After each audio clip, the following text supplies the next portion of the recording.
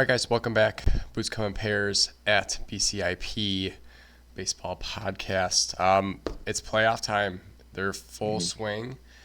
Last time we were on, literally, we thought the Brewers were going to go to the divisional round, and they turn around and get knocked out via the Devin Williams 3-run homer that he hasn't given up all year. These playoffs have been wild and crazy. We've seen a lot of parody and chaos, but at the same time, we kind of find ourselves in a familiar place, right? We have the Dodgers, we have the Yankees, who seem to have vice grips on these, races right now. Is that kind of the direction you feel the playoffs is moving? I know you like the Tigers being in there, but I feel like it's geared up to be the best matchup. As the baseball-y heart that I have, I wanted to see some more parity, but I feel like we're getting Yankees-Dodgers forced down our throat. I'm starting to feel like that's going to be the case. And last year it was a lot of fun because the big guys weren't there. I feel like the viewership wasn't necessarily there, but I feel like for the baseball purists, seeing the underdog, seeing the team that was seeing teams that were fighting near the end of the season, ultimately make it to the big show. That was more invigorating for me. I would say I am probably less enthusiastic about a Dodgers-Yankees World Series. It's just teams that spend the most money. It's like obviously they have a lot of talent, both teams, but it's like just like to see variety here and there. But just looking at these current matchups, I definitely don't think that Cleveland has what it takes to beat the Yankees. No. They're about to go down 3-0. They had this game 3 firmly in their grasp, and the best closer in the world blew it with 2 outs in the 8th inning. They had a 3-1 lead. Aaron Judge has been struggling. He hit a bomb last night, and he hit a freaking rocket to right field to tie the game up. Giancarlo Stanton, who's been one of the only, probably one of 3 Yankees who are actually hitting well during this postseason. He hits a rocket off Clase again to take the lead, and they didn't look back from there. I don't know if it's gone final yet, but it was 5-3 last I was seeing. Lane Thomas had just hit one off the top of the wall with 2 outs off of Luke Weaver. But yeah, I mean, overall, these playoffs have been pretty cool. The divisional rounds were fantastic. It was a lot of fun seeing some underdogs come through, namely the Tigers and the Mets. Mets are still rolling, so that's a lot of fun to watch. I guess you can't call the Mets an underdog, though, when they spend $300 million. I know they dismantled a little bit, but their payroll dictates that they should be here. So right. I know everyone's like, it is a surprise that they're here based on how they started, but Francisco Lindor is the real deal. These guys are paid like they should be in this position. I love that Sean Manaea is pitching so well, especially for the journey he's been on. But yeah, anyone who says the Mets are the underdog, it just, I know Mets fans suck, right? They're the worst fans in baseball. They are woe is me. There's the Barstool guy that is always just, all about like, this team is horrible and why am I a fan? But like, yeah, the Mets are a good team that have a talented roster. My goodness. Whoa. 2-run shot. Oh, there. It's not over. You said my. Right before we started, you were like, Lane Thomas, you should have hit that out. No, you want that runner on because you want to tie the game with one swing. It doesn't matter. So there you go. All right. Sorry, guys. Sorry, everybody. No, all 17 of you who are going to watch this.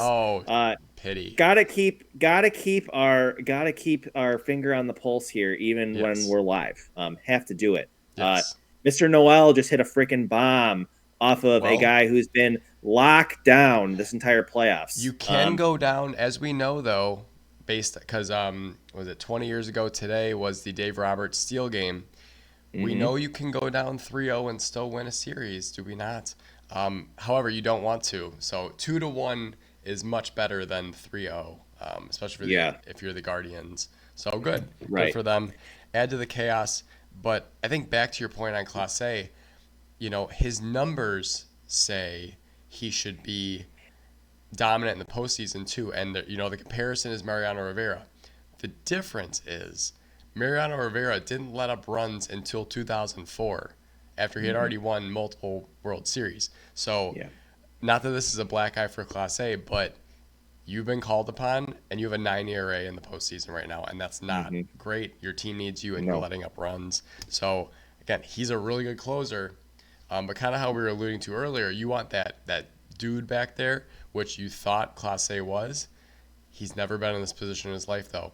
He's never been in this big of a pressure moment, so you don't know how they're going to respond. And I would say it's a little telling. Again, I wasn't predicting that. I thought he was the guy you want, but it's been a struggle for closers so far. Again, to go back to the Brewers' loss, I was looking up after the Brewers hit those back-to-back homers. I was looking up tickets for the next wild card round. I'm like, oh, when would the Brewers play the Phillies in the second round? Maybe I'd go to one of those games. I want to go to a playoff game. And maybe I cursed it, maybe I jinxed it, whatever you want to say. But, man, did that turn so fast. And I'm sorry, if you brought your kids to that game, that's gonna be one that scars them for a long time. Right. That's gonna be one where Dad, what happened there? And it's well, son, we're Brewers fans. This is kind of just what happens. But that's the sentiment I was getting from people that were at the game. They go, it was just dead silent, and you couldn't believe it. And Boog Shambi's talking about how great Devin Williams has been in the regular season, right? 1 ERA the past 4 years. Was phenomenal down the stretch. But you throw one bad pitch, Pete Alonso all of a sudden hits his first opposite field home run of the season. Guy hitting a homer in 50-something at-bats, and he decides to go oppo. Postseason changes everything. The slightest mistake counts.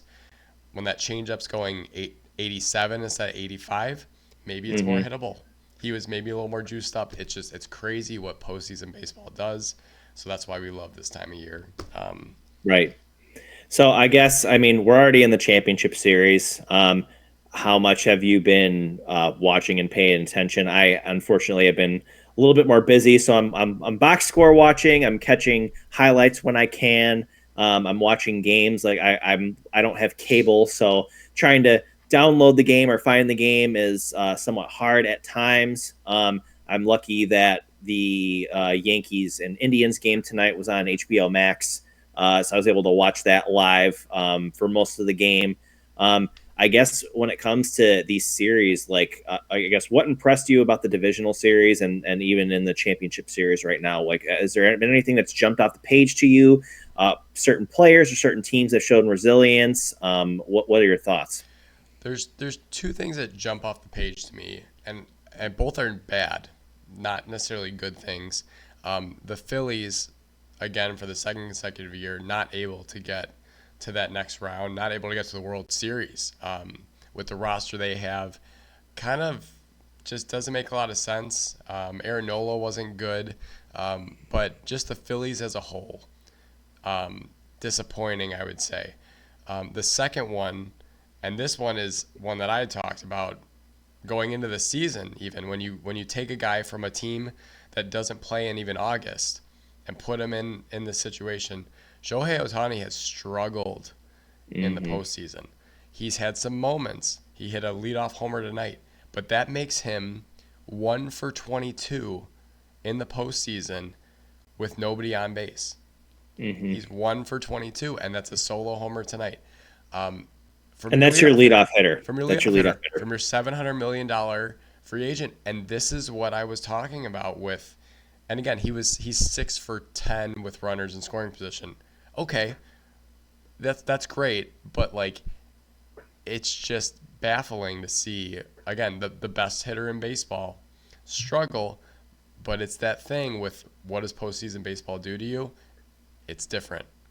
It's just different. So those are the big ones for me. The Ohtani thing is I think is funny, but maybe he gambled on the Mets to win Game 2. I don't know.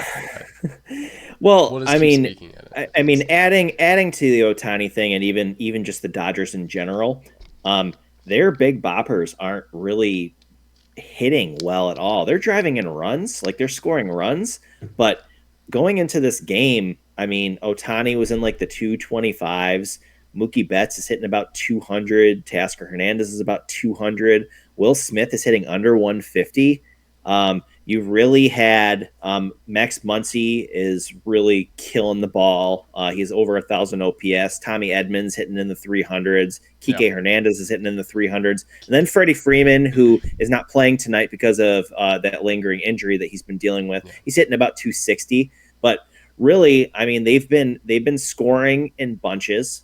They've gotten a couple of plus outings. Like Jack Flaherty had a really nice outing in game one.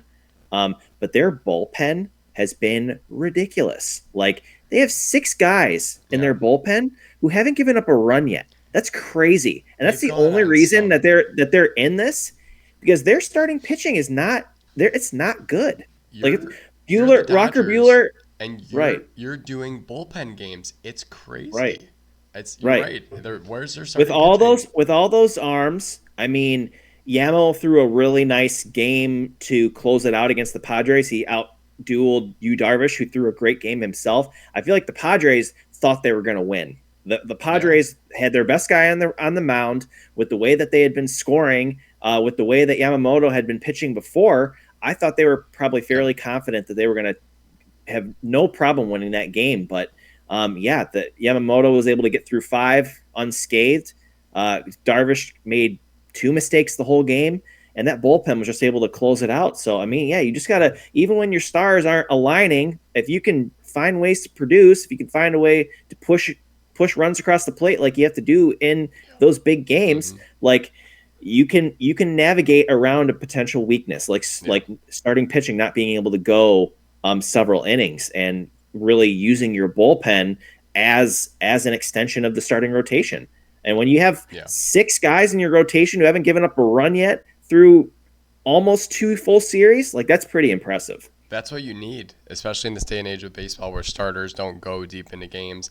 And again, it's just baffling to me that the Dodgers spent this much money and basically have 1.5 starters. I don't understand it.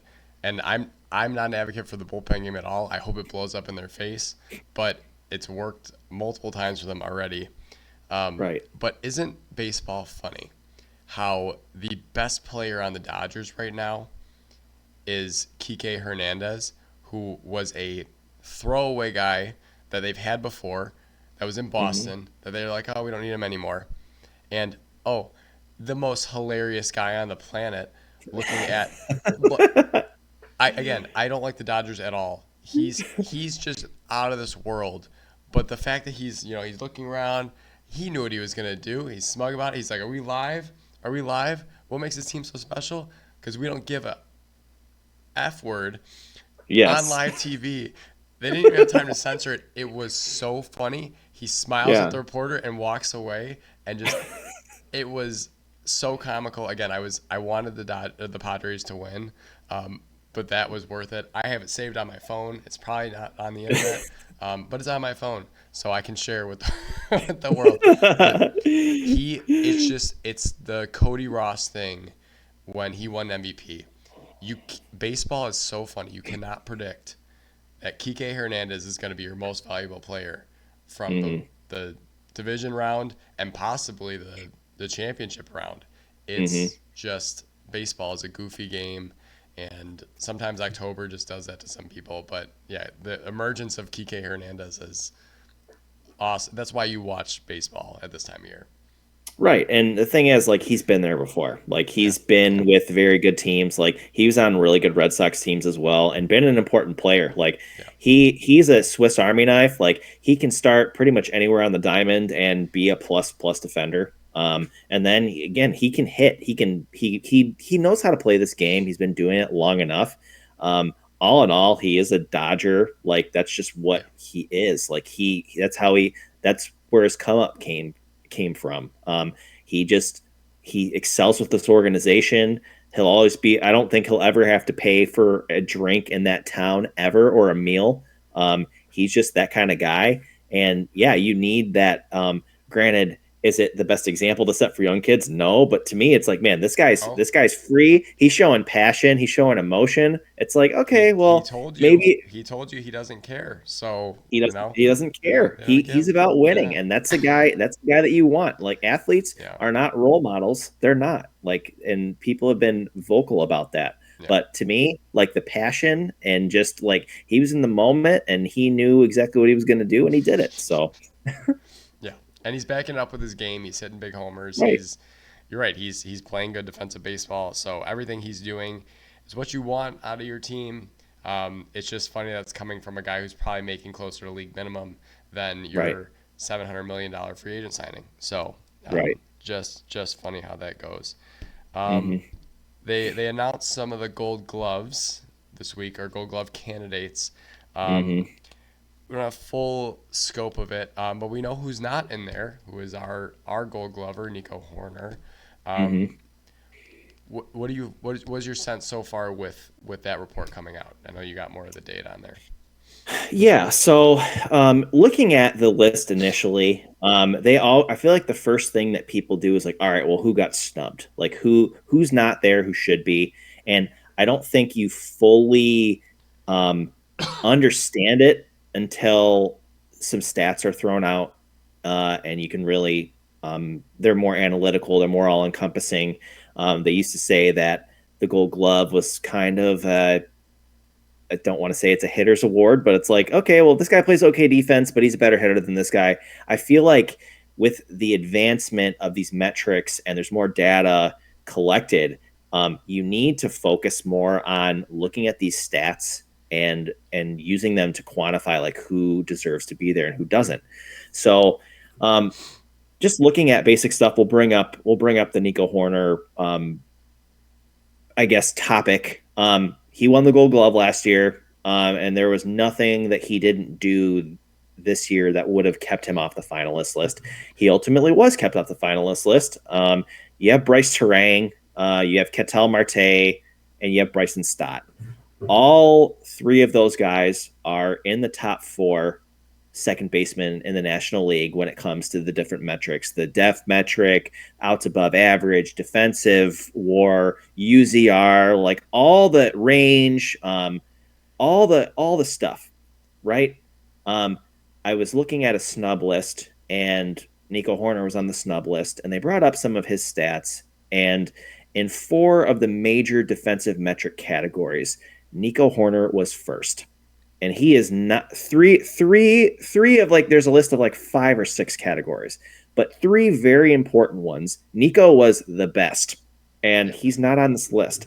And we're not trying to take anything away. Like Ketel Marte had an amazing year, best defensive year he's had, deserved it for sure to be on that list. Bryson Stott is an incredible second baseman. Bryce Terang has probably been the best defensive second baseman metric wise the last 2 or 3 seasons, got a lot of at bats, had a lot of starts at second base, like deserved to be there as well. But Nico, you just can't deny like No. just what he's able to do on that side of the baseball, and he still had a good season at the plate, which shouldn't matter. Right. But I And mean, it's his subjective being a it Cubs is fan and watching 90% of Cubs games as opposed to other teams. You know when you see something special, but like I don't again, I can be a homer, but I know like when I'm like, whoa, okay, I haven't seen that in a minute, or like when he just does something crazy or makes the routine, like that's part of it too. But like, and Bryce Sarang did that too. I agree, and he probably will end up winning the Gold Glove as I kind of said he should. But to not even be a finalist and be mhm. that solid lead, especially if you're winning it last year, I don't know why you wouldn't put him in there. I don't know what the explanation is. Maybe they just want other people on the list. But I think that's a tough one for me. I also saw Ian Happ is a front runner for left field again. Right. Whoopee. And Dansby Swanson is one of the front runners for shortstop, and they think Yes. he should get it.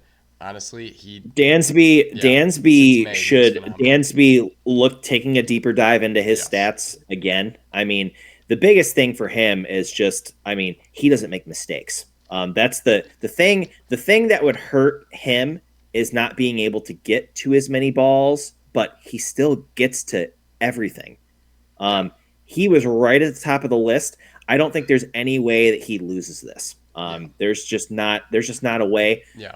Um, the thing that kind of jumps off the page at shortstop is that with as good as Francisco Lindor played, he is not a finalist, and he is a guy who Yeah. he's ranked among the best NL shortstops in a lot of key defensive metrics. Yeah. He did not. He also did not make the All Star team, and he's probably going to be the runner up for MVP in the National League. So this is Yeah. a guy, no All Star nod, left off the Gold Glove finalist list, will be number 2 in MVP voting. It kind of reminds me of Jake Arrieta back in 2016. Didn't make the All Star team, but won the Cy Young and ran away with it like there was no one even close. Yeah. But yeah, like Dansby, I think you have Ezekiel Tovar in there, who I was kind of hyping up before. He's on that list. Mason Wynn is the third guy. Mason Wynn's playmaking ability and his Yeah. arm are really what gets him on that list. He's just so athletic and he has such a great arm, and he gets to a lot of stuff that nobody can get to. But Yeah. just being a little bit careless with the ball sometimes. I I don't was gonna think say he's the throwing errors are what do him right. in. So Right. Which is why I think Lindor should be on that list over him. He's going to have plenty of yeah. years ahead of him to win that award or be a finalist. Um, but yeah, I think Dansby, it's definitely his award. If he doesn't win that award, it's a little bit, it's just kind of Yeah. baffling. And then the other Cub that we'll bring up is Pete Crow Armstrong, which, I mean, it's really tough because the center field position, Jacob Young and Bretton Doyle are really good, and Yeah. they are some of the best in baseball. The only argument is that he should be a finalist over Perkins. He's better than him in every category, Yeah. defensive metrics I would wise. say And he played more. And he played more innings in center field. Like nothing taking away from Perkins at all. But Pete Crow Armstrong was unbelievable. And if he builds yeah. on this, gets more as he gets more confidence, this is like his coming out party. We were trying to figure out whether he was going to be able to play at this level or if he was going to be a 4A player. Definitely belongs at the MLB level. Definitely should be patrolling center field every year for the Cubs. The only thing No I'll say doubt. about PCA and center field is that there were several plays that maybe don't track on a metric, and certainly they didn't call errors, but I felt like he misplayed the ball. And I Yeah. feel like when you play center field, there's not a lot of room for that when it comes down to a gold glove. Essentially, your center fielder needs to be basically perfect. And I feel like there was, and it's not because he had a bad year, there was just a few moments of loss of concentration. Right. And he's an amazing defensive player. But just a few brief moments where the play looked weird or he should have caught the ball, but it's not an error. That cost the Cubs, I feel like, a couple of Hmm. games. That may have held him back, as well as not playing a full 162. I know you said he played more innings than Perkins. I don't think Perkins will win the Gold Glove for that No. reason, but I think for a guy like PCA, I know it's not a batting award, but like playing a full season in center field and not making those mistakes that are essentially rookie mistakes in center field, that will play into where you see him next year in that conversation for sure, as long as he's Right. healthy. And I'll go back to something that Ryan spoke with us about in the off season. When you're at this next level, you can't take plays off, and you Yep. have to be dialed in 100% of the time. Yep. And that's the mental grind of the game of baseball is probably the most taxing part. It's gonna your mind, if you're not mentally tough, is going to fail you before your body does. Yep. Your body could be fine, but if your mental's off, then you're going to struggle, and that's just the way it is. Yeah. You can't take a pitch off 1 through 9. Every guy can hit that ball Right. at any time, and you have to be ready for it. I think with Pete, I mean, there's just again the ball at the major league level. The ball's coming off the bat faster. There's more spin. There's more Yeah. this. There's more that. And even when you're positioned in the right place, like you can be surprised. There's balls in the minor leagues that you could get to no problem. You can kind of relax a little bit, go on cruise control. And Major League Baseball, you can't do that. No. So And I they think they with a asked him full at they asked him at the end of the year. They said, what was the biggest surprise to you? Because, like, obviously he makes some incredible catches, right? He's Mm-hmm. sliding on the warning track. He made a couple in Dodger Stadium, like back to back. And they said, "Were you surprised that you got all those balls, or what were you thinking?" He goes, "I was actually surprised at the amount of balls I wasn't able to get to, because he Mm-hmm. just is so used to get." He goes, "I practice those plays, I do all that stuff, but I think you're right. Is especially when he first came up, I think he took a couple plays off there. That's all it Mm-hmm. was, but that little bit cost you ball games, and they Yeah. weren't tough balls. They weren't, crazy plays. They were those Bermuda Triangle kind of balls.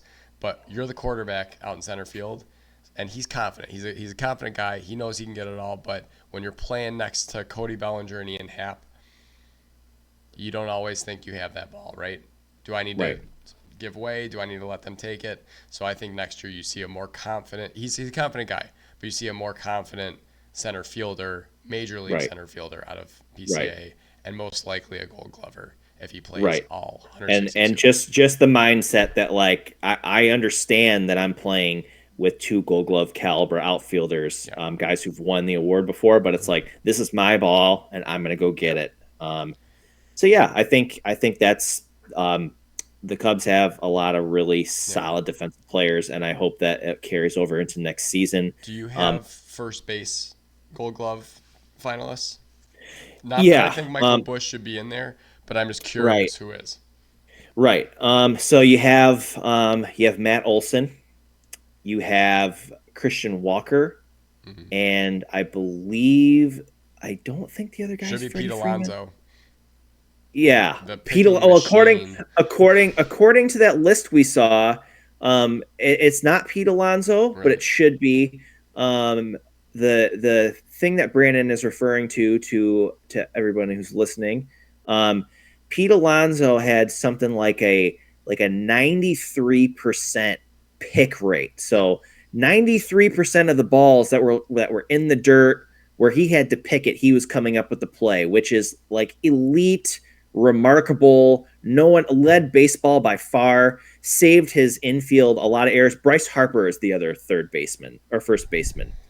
So it's Harper, but Harper Uh, had a really nice season. yeah. But it was Uh, Harper, Olson, and Walker, which okay. I don't think I can argue with any of them. But Pete Alonso definitely made major strides. Kind of reminds me of like a Vladdy Guerrero Jr. leap in his defense from a couple years ago when he really just worked on his game and did a really good job. But I think the Mets are largely where they're at today because of Pete Alonso's defense. He saved the defense a lot, or his teammates a lot.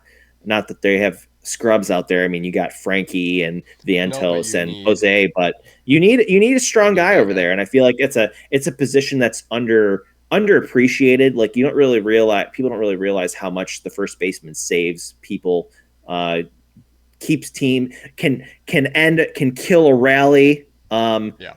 by an opposing offense.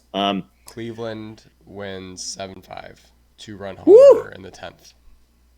Because there's no extra runner in the postseason, correct? You don't start with the runner on second. You do not. There you go. So Cleveland wins like that. Clay Holmes, another former closer, blowing it again. Wow. So that's Who hit? see, that's a spot you don't want to be in either. Both Wow. both Mr. Luke Mr. D Weaver, Fry. both Luke Weaver and Clay Holmes let up runs in the ninth inning and extra innings. So who do the That Yankees turn to now? Is the question. right. That is a big win for Cleveland at home. Hmm. Like they needed that win desperately. Yep. And they were really I was really starting to wonder if they were just going to get washed out because Yeah. they're another team. They're kind of like the Dodgers when it comes to their starting pitching, but the Dodgers have more. Like Cleveland has no starting pitchers. They got a really nice outing from Matthew Boyd tonight. That was really nice for them. And they have a good bullpen for the most part. But yeah, not having those guys who can eat up innings, like you got guys like Cade Smith and Heron and Gaddis and these guys who throw gas and bowling balls up there. Even Clase, like Clase's given up some runs, but Hmm. you have a really strong bullpen. But when you don't have the starters who are getting the innings, you're taxing this bullpen. It's like, Yep. how many bullets are in the chamber? How many? Yep. Uh, Yep. And I would say the But yeah, same ending on the other side with the Dodgers series. Like, gosh, Dodgers. Who are the Dodgers playing in the final? the Mets. The Mets. The Mets have a good bullpen too. So They do. but they're taxing it too much. So why Right. couldn't I think of that? I don't know why. Probably because the Mets haven't shown up for 2 games in that series. They've Right. been shut out. Well, speaking of other big wins this week, how about the big win for potential White Sox fans and Jerry Reinsdorf saying he wants to sell the team at some point? No, the team is not for sale. Can he sell the Bulls too, please? No. So let's be very clear here. We're not a basketball show, but we can certainly dive into this because Jerry Reinsdorf is an idiot. Jerry Reinsdorf has made it very clear that he wants the Bulls to stay within the family, so his son will run the Bulls. And then he has said numerous times, same as the Cardinals owner, that baseball is not a profitable business. So he wishes to sell the team because baseball doesn't make money and there's no salary cap. So eventually Jerry Reinsdorf will die or he'll sell the team. So good news for White Sox fans. You only have about 10 years left, max.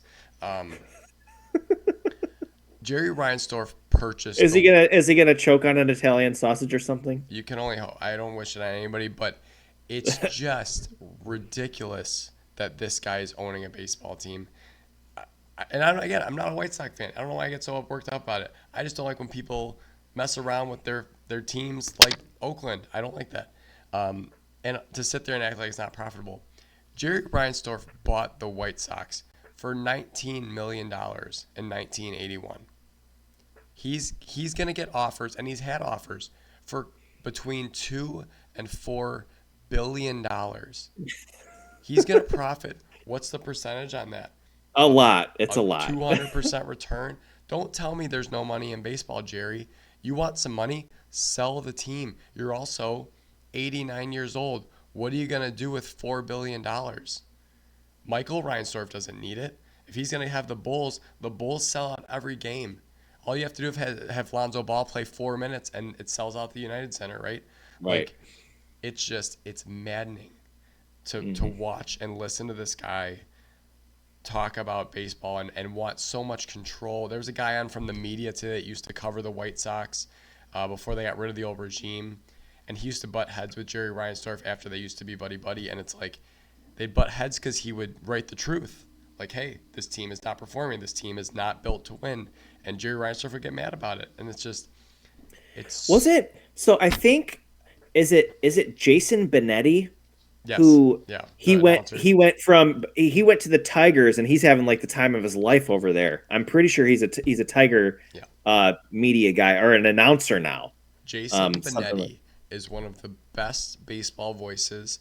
He is so smart. He knows all this stuff. They let him go because someone said they didn't like when he would eat on camera. So the joke now is that during Tiger games, they bring Jason Benetti food so he can eat on camera. They do it every game. It's hilarious. AJ Hinch was, giving him hugs. Like, Jason Benetti is a phenomenal baseball person, and you kicked him out the door for nothing. You're just a horrible organization. Again, hearing this date, it's just like it's so. Sell the team, Jerry. Right. And don't try and move them to Nashville, and don't try and do anything else. You're gonna make so much money, and it's a sham. It's complete. Right. The baseball world is a better place without the John Fishers and the Jerry Reinsdorfs. Yeah. Like just go to hell, dude. Like this game is beautiful. This game is great, and you're like the fact that you own. Like I feel bad for the players. I feel bad for the employees. Like he doesn't care, and then he shows up every day. Smug look on his face, attitude. Like get out of here. Yeah. And then to cite the salary cap is the reason why baseball is broken. No, you not wanting to spend your money on the team that you purchased at a discount. That's the problem. Right. But, and basketball is more profitable probably because they have bigger TV contracts and they have less players to pay. That's probably what the deal is. But come on, man. Well, yeah, and then half the the TV contracts are ridiculous. They're not going bankrupt like Bally, where now you have all these teams are they've been blacked out for their home markets for an entire season. Like that Bally stuff, man, we should talk about that. I don't know much about it, but Yeah, it's kind of a joke. that's another. I mean, but you know what? There's still money. MLB is going to pick those up. There's still money in baseball. I don't want to hear it. In Right. professional sports, if you have a professional sports franchise, there's money there. Unless you're the It's WNBA. unless you're the WNBA. Yep. Unless you're Angel Reese and can't live off your $74,000 contract, whatever. Right. Um, but Because your rent is AK a month. right, because you're an idiot. Sorry. But to move on, and I want to stretch that to the Cubs because we're going to talk about the letter that Tom Ricketts wrote to the fans, and I haven't read it verbatim. I just have more disdain because I think Ricketts is the problem with why the Right. Cubs are not spending. So you can tell me whatever you want, and I'm gonna have my preconceived notion of whatever you're gonna read off this page here, but whatever you think is the problem, Tom Ricketts, you're not spending money on a Mhm. franchise that draws 40,000 fans on a Friday afternoon when everyone else is at work. And we've been in these ballparks, right? What do they draw on a weekday game? 8,000 people. You have the highest attendance for every game. Don't tell me you're poor. Don't tell me Right. you're broke. Don't tell me you can't go spend money. So please, let's I hear I it, Tom. should have told him to spend money when I saw him twice during the rain delay at the last game I was at. I saw him right there. I Ooh. waved to him. He waved back at me. But yes, I'm gonna read this, and I got this email because I am part of Cubs Nation. I got this email on October 11th, which is when he sent it to the fans in an email blast. So I'm going to read this letter verbatim, and then we're going to talk about it. So we're going to start off right here. Cubs fans, there's no way to sugarcoat it. This is not where we plan to finish the season. Like our fans, we had high expectations for our team this year, and early victories delivered hope for postseason baseball. But inconsistent play and injuries upended that promise, leading us into a hole too deep to recover from despite another second half surge. Bottom line, we did not play a complete season of competitive baseball. As a result, we have again missed the most exciting and exhilarating month of the season, October. The work is underway to close the gap to make the Cubs a perennial playoff team. Our baseball operations staff is redoubling its efforts, redoubling. We'll redouble. Um, to build a team that consistently plays in the postseason and delivers the promise of sustained success to Cubs fans. Though we fell short this season, we have strong foundations to build on. Jed Carter and our team of coaches, analysts, scouts, and strategists have created one of the top player development groups in the game today with 8 prospects in MLB Pipeline's top 100 list, the most of any team in MLB. Did you say After 8? Oh my gosh. right, after this summer's draft, the Cubs boast a top flight player development system in most independent rankings, including the number 2 in USA Today's latest evaluation. Under the leadership of manager Craig Counsell, we continued to see players develop on the major league level. Rookie pitcher Shota Imanaga, who signed as a free agent last offseason, had one of the best seasons a rookie pitcher in Cubs history has ever had, leading the team with 15 wins, 2.91 ERA, 174 strikeouts, and only 28 walks. He steered the way on a memorable September night at Wrigley Field, where his 7 hitless innings kicked off a combined no-hitter that was closed out by Nate Pearson and Porter Hodge. Rookie Michael Busch secured a starting role at first base and slugged 21 homers with a 775 OPS. Fellow rookie Pete Crow Armstrong brought excitement to the base pass with 6 triples and a 93% stolen base rate. PCA also kept runs off the board with his electrifying defense. Additionally, veteran Ian Happ had a career year with personal bests in home runs, 25, RBIs, 86, and continues to be a clubhouse leader. Before we turn the page on this season, I also want to thank you for helping us recognize Ryan Sandberg this year. There we go. There's something he did right. For many of us, Rhino's play defined an era, and his statue unveiling was a once-in-a-lifetime tribute to a true Cubs legend. That was a classy move for sure. Ryan and Margaret are forever part of our Cubs family, and it was important for us to stand in support of his fight against cancer by hosting Cubs Cubs for a Cure this year, which helps raise $1 million to battle this terrible disease. We also remain committed to making a positive impact in the community through Cubs charities. This year, more than 17,000 students participated in our youth sports and academic programs in neighborhoods across Chicago. Another good thing. It is these special moments and activities on and off the field that bring players and fans together to remind us that of what we love about Cubs baseball. It is more than a game. It's a tradition that spans decades with our fans at its heart and soul. You bring an excitement to the ballpark that is as time-honored and as the ivy-lined walls and historic scoreboard. I want to personally express my sincere gratitude for your continued loyalty to our team. Now it is time for us to work and bring another championship caliber baseball team back to the Wrigley Field. Sincerely, Tom. What part of that was not sugar-coated? It was all I'm not sugar-coated. going to sugarcoat it. Don't tell me about how historic Wrigley Field is then. You've been playing off that this entire tenure. People come to the ballpark. We know that. So we're just going to exploit. It feels like exploitation. You know people are going to come. Gosh, just a bunch of word salad there. Right. What do you do with that? I don't know. And it's just this continued, and it goes beyond the Cubs.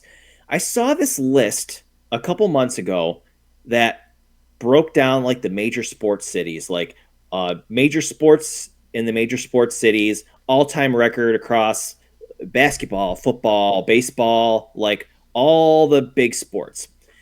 Chicago has a losing record among all its sports teams. I've seen that. Yep. And the Cubs are part of that, but it's just part like we just live in the past and the historic this and the historic that. Well, historically, we're losers, and we need to break out of this system. Like, history remembers more than just where you played and some of the great seasons you had. Like, history appreciates winning. Fans appreciate winning. That's what you need to do. And when you're in this big market, I'm sorry, you have to do whatever you can. You know what was up? What was up at the top? Boston was up at the top. Miami was up at the top. Like, all these teams, like, it's just you know what? You can't start. He starts it off with, "Oh, this wasn't where we expected to be." Really?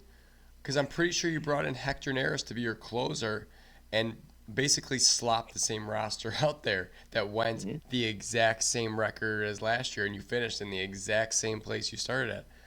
I'm sorry. Like, you did nothing to address this team. Michael Busch was a surprise. Shota Imanaga was a surprise. And you're talking about him like he's a rookie. He's 30. He is not a rookie. You can't act like he's a prospect that is going to blossom into something more. He wasn't someone you developed. No. He's been pitching professionally for like 10 years. You may have just seen the best season Shota Imanaga will ever pitch. Because he is 30. Like, and I don't want to be a Debbie Downer about it. Like, I hope he has another good year next year, but that could be it. Like, that could be his pinnacle. So you don't bring guys in like that to,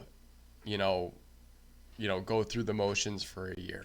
So I don't want to hear it unless he's talking about major free agent signings. I don't want to hear about the farm system.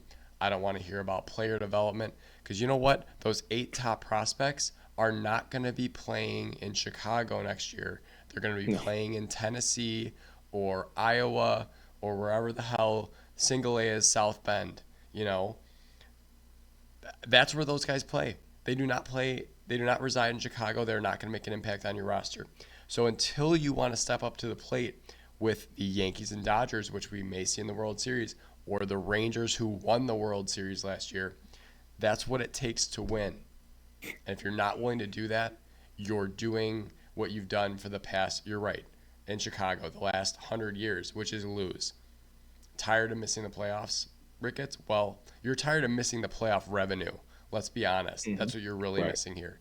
So you want that playoff revenue? You might have to shell out $100 million this offseason. Right.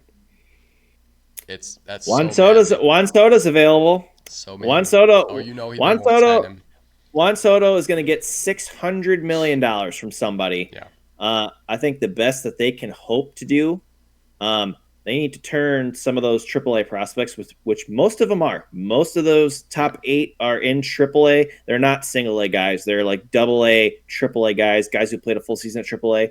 You need to figure out how to turn a couple of those guys into Vladimir Guerrero Jr., Yes. and then you need to sign him, give him whatever he wants. Yeah.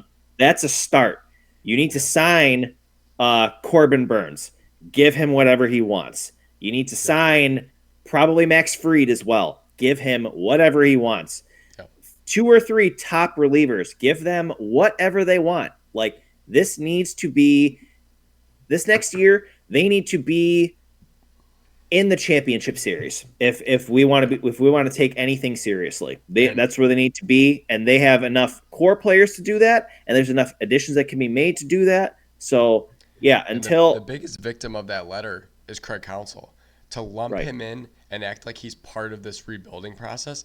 No. You brought him in to win.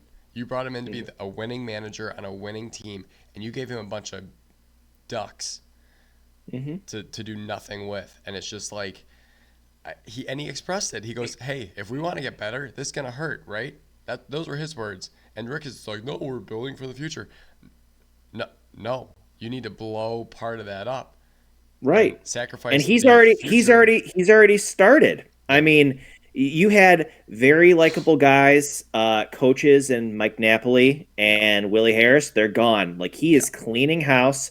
He has nothing against those guys. He probably loves those guys, but he's got to do it his way. He has a track record of success. He knows what it takes to win. And he also knows that if he doesn't get what he needs, he's not going to be able to get the results that you want. Right. You're not going to be able to get more hardware. You're not going to be able to be playing in the most exhilarating month of the season, October. That's not going to happen. It's not going to happen unless you do something.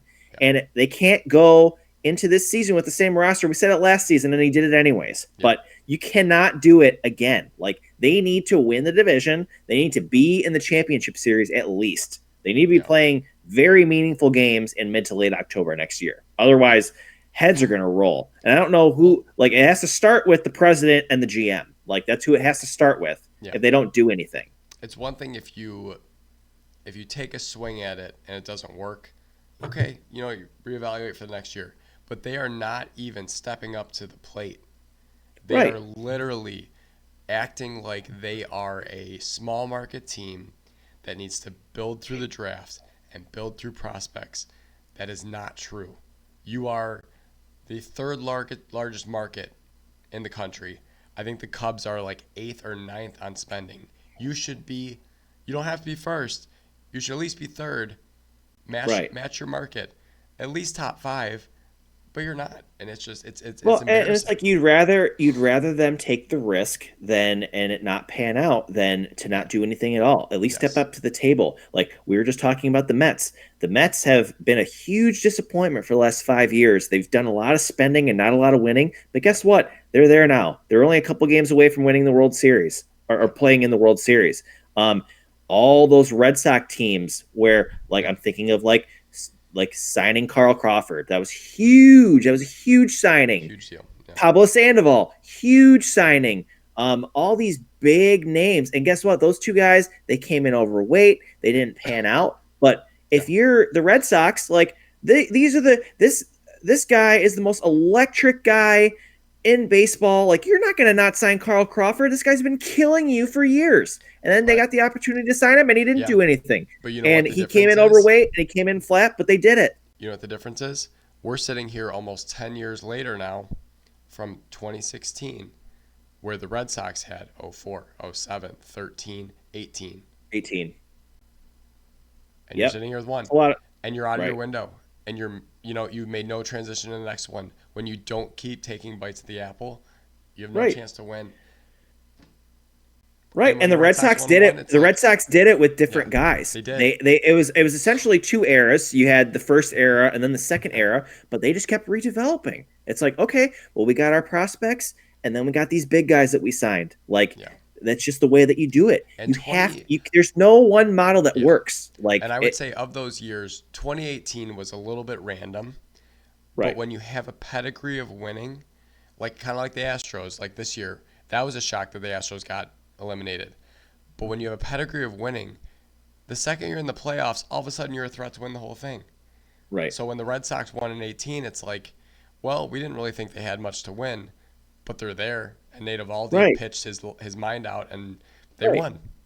Just get there and have a chance, right? That's all you ask Right. for. And then having JD Martinez and Mookie Betts Yeah, and Xander Bogaerts and having all these really good players, some of them homegrown and some of them yeah, that you brought in and just did incredibly well. yeah, Like it helps. But yeah, when you have that pedigree, when you have that organization, when you have the history of winning and being tough when it matters most, like yeah. you're always a threat. I So it's a I think surprise, but it's not a surprise. I think for you to say it's championship series or bust, that's a little tough because I feel like the baseball playoffs sometimes are super random.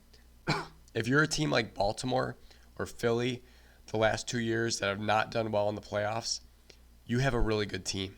Stay the Right. course. You would rather be in the playoffs and be a really good team in the regular season, at least be there and know you're going to be there, than to what you were 4 or 5 years ago at 100 losses, right? You Mhm. never want to be back there. So even though it sucks, it hurts. Baseball hurts, man. These series, I get it. Like I was around some Guardian fans last week, like we can't watch the game. I get that. I understand. I couldn't watch the games. I was going other places during the Cubs run because I'm like, I can't watch this game till game 7. You lock in, right? But like I was at the United Center for a Blackhawks game for game 6 when Addison Russell hit the grand slam. Had to be there because I couldn't watch at home. I couldn't sit there and watch that baseball game. It killed Mhm. me. But you'd rather be there than not be there. And now we're Right. moving on, 4 years in a row of not being there, not even getting a Right. taste of it. It's like last year was fine because you're getting back into the mix. It's the same thing. We want that playoff baseball. I'm tired of watching these other teams play playoff games. We need to get Right. in that race. There's 3 wild cards. Pay the money, Tom. Get Right. 9 more wins and get in the dance. Right. Give your manager some help. Give him a closer. Give him some starters. Give him another bat. Don't write me Or another letter next year. or 3. I don't want these letters. I don't want these kind of letters. I want different ones. You can write a letter about how we underachieved in the postseason. That's the only Right. letter I want to leave. But and again, I would never put a cap. Like again, if you get to the postseason, like if you're Baltimore or Philly next year, you go, hey, we got to get out of this division round. Anything less than that is a disappointment. Okay. And when the Cubs won the World Series, they went to 3 straight championship series, right? Mm-hmm. So and they finally broke through. Okay, at a certain point, yeah, you have levels of success, but I mean, just get in the dance, right? Mm-hmm. Like Brewer fans are craving one more win, right? They want just to know what the division round looks like. They haven't been there Mm-hmm. in 10 years or whatever it is. So, but they keep winning. Again, don't wish for what it was before, where you'd win 70 games and that was it. So, Mm-hmm. got to be better.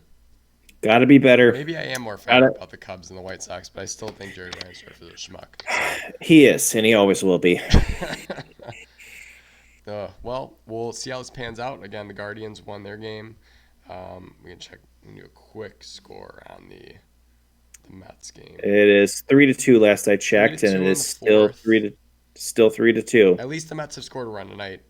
They've been They so have. streaky. I don't,